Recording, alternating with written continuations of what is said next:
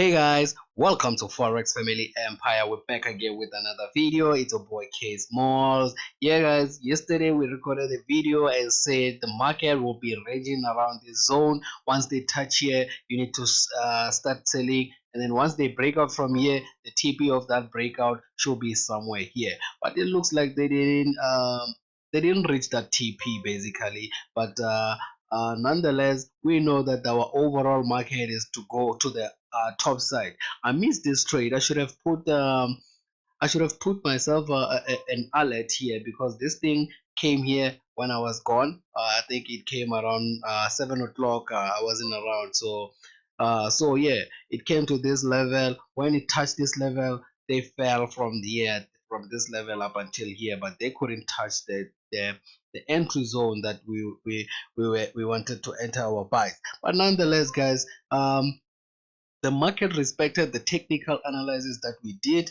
I'm going to remove this as well. Right now, this setup is still basically relevant. What I'm going to be doing right now, I'm on a 15 minutes chart.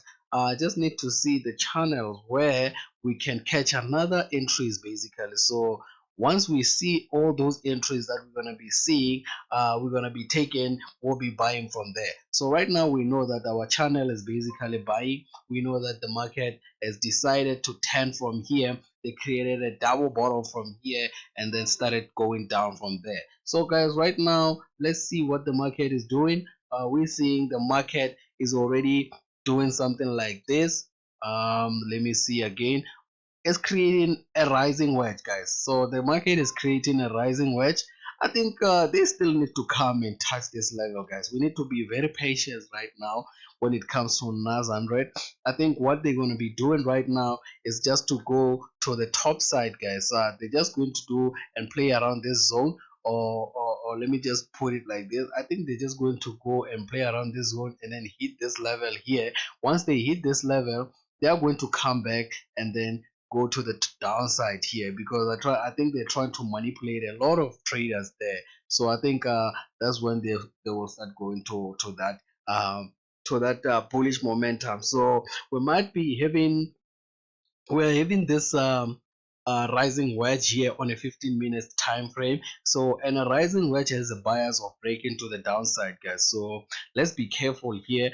What I'm going to be doing, I'm not going to jump into any trade because I missed this one here. So this is the trade that I missed right now. So guys, I'm going to leave it at the moment, and then what we're going to do, let's see other opportunities, guys. USDJPY as well, we analyze this trade. We're gonna be waiting for it as well. Guys, I think USDJPY, where is it right now? Because it looks like it hit the point. Okay, no, it didn't hit my box there, but we can see that it decided to turn before the box because I refined the entries there. If I go to the H1 time frame, the entries were refined so that it can come within this line of 137.827. So it looks like they didn't come there, so they 10 maybe 2-3 pips before that. But nonetheless, I think they're still going to come there because they need to manipulate a lot of traders before they start moving. So guys, let's be patient, wait for the market to get there.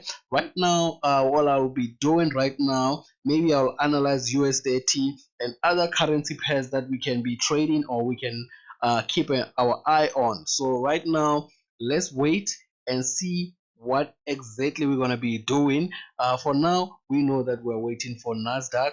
So Nasdaq trade, we're waiting for it. Once they hit that level, so I think with Nasdaq, guys, they're still going to be hitting within this rising wedge here. Once the rising wedge is broken down, we know that they're going to come back and turn from here. So if they broke above the rising wedge, guys, we need to make sure that we look for other trades. So if a trade has passed you, guys, don't force it and then go back to the trade, guys. So if we miss it, we'll get it on another chart, guys. So let's wait for it because I know that I missed this right now.